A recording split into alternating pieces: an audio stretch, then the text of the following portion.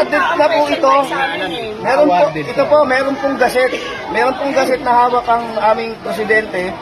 Ang gaset po, alam niyo naman po siguro yun, sir. Na-awarded na po ito sa city government.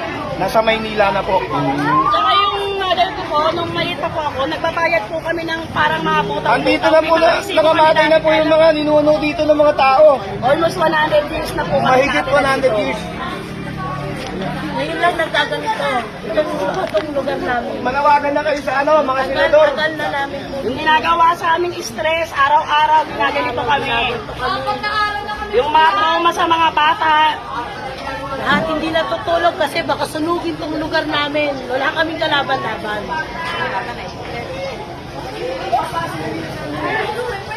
Sana matulungan po. Senior namin. Matulungan po kami. Ating chairman. Naupong chairman. Nananawagan po kami sa mga kinauukulan, lalo na sa mga senador, kay Senador Cutulpo, na kung maaari asistihan kami rito, sapagkat hindi po parehas ang laban dito. Hinaharas kami na umalis sa bahay, wala namang court order, walang demolition order, walang relocation, walang earnest money man lang, ano palagay nila sa amin, mga aso lang na itataboy. Kung sinabing alis, alis kayo, gano'n. Kaya nananawagan po kami sa mga kinaukulan na kung maaari sana asistihan kami o tulungan.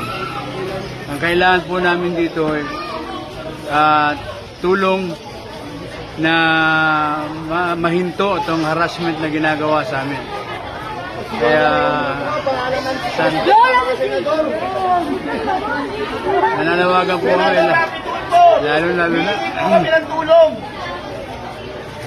lalo na po kay Senator Tulfo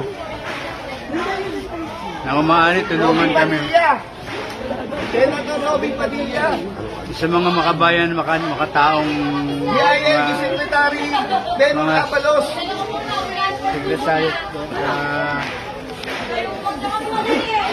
mga senador. Wala. Harassment na po itong ginagawa sa amin ito.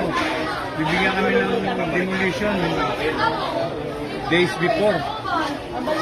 Hindi walang relocation. Wala na relocation, wala pang earnest money man lang para